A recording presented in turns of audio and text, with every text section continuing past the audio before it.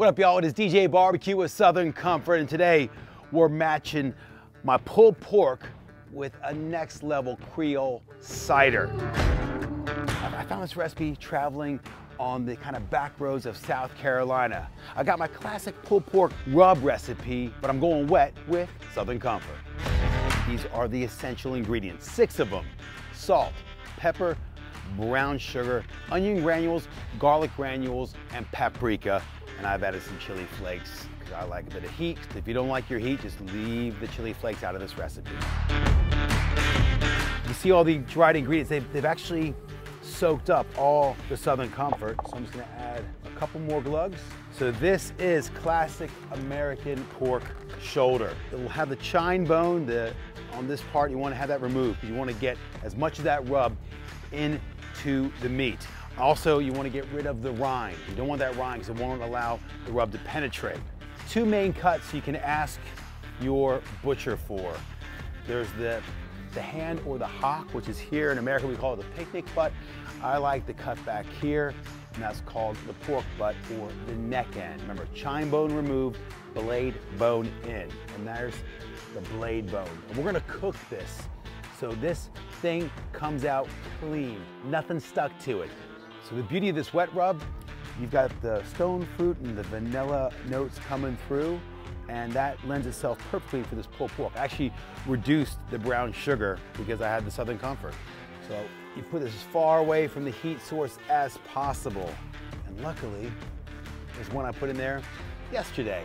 Okay, so you're coming out, you're staying in your dinner for my family tomorrow.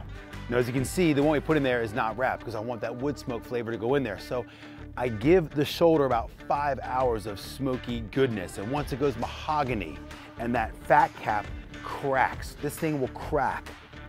Then I wrap it and I douse it with apple juice, a shot of Southern Comfort, and some cider vinegar. This has had 15 to 16 hours of slow cooking on wild cherry, a bit of oak, and some sweet chestnut. I always say if you're gonna smoke your meat, use what's local, but it is a good smoking wood. Fruit woods are great. So you've been up all night cooking your pork shoulder. What do you want to do when you're eating your pulled pork? You want a tasty, easy to make cocktail. So I got our goblet. Start off with ice. Next, 50 milliliters of Southern Comfort. Next up, sparkling apple juice. Fill it to the top, the tippy top, and don't stop. 2 slices of lime. Give it a stir. Get all those lovely flavors to become one, the limes. And finally, more ice. There you go. Creole cider. That's gonna rock our pulled pork sandwiches. It's time we pull the pork. Been waiting for this all night. All right, so let's get this bone out. We get to sing the clean bone song. Clean bone. Oh, that's when you know you've done it right. Slow and low cooking when the bone comes out clean. Now you can see, this is what you want to see, right?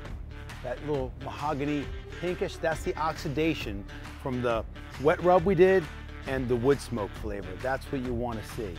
That's the good stuff and the tasty stuff.